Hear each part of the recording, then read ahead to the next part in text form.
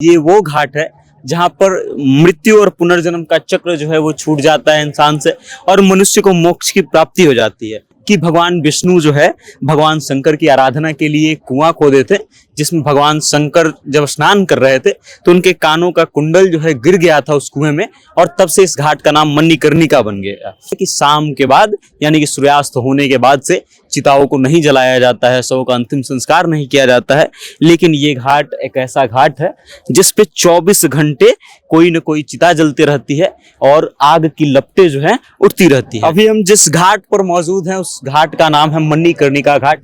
इस घाट के बारे में ये मान्यता है कि यहाँ बनारस का वो घाट है जहाँ पर मृत्यु और पुनर्जन्म का चक्र जो है वो छूट जाता है इंसान से और मनुष्य को मोक्ष की प्राप्ति हो जाती है। आप देख सकते हैं यहाँ पे तमाम चिताएं जो हैं जल रही हैं, तमाम तरह के लोग जो हैं अपने परिजनों का दाह संस्कार करने के लिए शामिल है।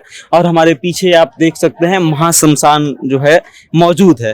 यहाँ पर इसका मान्यता ये है कि यहाँ पर आग की लपटें जो हैं वो हरदम जलती रहती हैं, 24 घंटे जो है चिताएं यहाँ पर जलती रहती हैं। यहाँ आग कभी भी खत्म नहीं होता है, यहाँ से हरदम धुआं उठते रहता है। इस घाट को लेकर के कई कहानियां हैं, पौराणिक कहानियां। कुछ कहानी तो ये कहा गया है एक कहानी में कि भगवान विष्णु जो है भगवान शंकर की आराधना के लिए कुआं खोदे थे, जिसमें भगवान शंकर जब स्नान कर रहे थे तो उनके कानों का कुंडल जो है गिर गया था उस कुएं में, और तब से इस घाट का नाम मणिकर्णिका बन गया। उसके बाद एक कहानी तो ये भी है कि इस घाट के बारे में कि जब सती हो गई थी और भगवान शंकर जो है उनके शरीर को लेकर के अंतिम संस्कार कर रहे थे तो वो इसी घाट पर आए थे, और तब से इस घाट को लेकर के ये मान्यता है कि यहाँ पे जिस व्यक्ति का अंतिम संस्कार होता है वो पुनर्जन्म के और मृत्यु के उससे मुक्त हो जाता है, वो पूरी तरह से मोक्ष की प्राप्ति कर लेता है। आप देख लीजिए यहाँ जब भी लोग आते हैं तो हर चीज को भूल जाते हैं, आप अपने वैभव को भूल जाते हैं, आप जो है भोग विलास की जितनी भी दुनिया है, भौतिक जगत की जितनी भी सुख सुविधाएं हैं उसको आप भूल जाते हैं।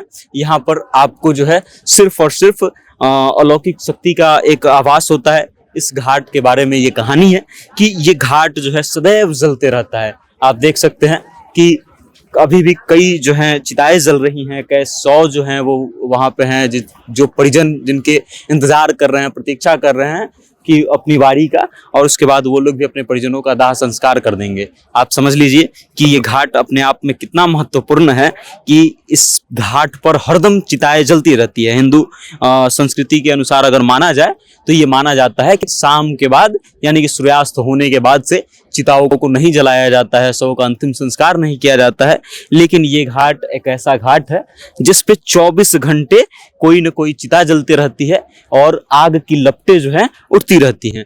जो व्यक्ति जो है अपने परिजनों को लेकर के आता है, जिनका अंतिम संस्कार किया जाता है, उसके परिजन जो है यहाँ पर बैठ करके उन आग की उठती लपटों को देखते रहते हैं और उसके बाद सब चीज को भूल जाते हैं। कहीं ना कहीं ये बात सत्य है, क्योंकि हम जब यहाँ पर आए तो हम अपने आप को भूल गए, हम पूरी दुनिया को भूल गए और सिर्फ इस चीज के बारे में सोचने लगे कि ये एक शाश्वत सत्य है जो हर व्यक्ति के जीवन में आना है।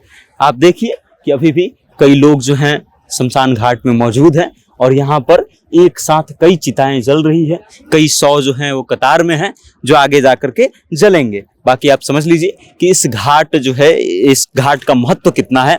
बाकी भगवान शंकर का घाट से विशेष नाता रहा है। ऐसा माना जाता है कि भगवान शंकर जो है यहाँ पे जिस व्यक्ति का अंतिम संस्कार किया जाता है उसके कान में आकर के कोई मंत्र पाठ करते हैं और उसके बाद उस व्यक्ति को सीधा मोक्ष की प्राप्ति हो जाती है। बाकी आप देखिए कि अपने परिजनों को मोक्ष के लिए कितने लोग जो हैं आए हुए हैं, कितनी चिताएं जल रही हैं और लगातार ये जलती रहती हैं। बाकी इस खबर को लेकर के आप क्या सोचते हैं, बनारस के इस मणिकर्णिका घाट को लेकर के क्या सोचते हैं, आपकी क्या राय है, कमेंट के माध्यम से अपना विचार हम तक जरूर भेजिएगा और देखते रहिएगा जनता जंक्शन। मेरा नाम वेद प्रकाश है, कैमरे के पीछे है सुशील। बहुत बहुत धन्यवाद।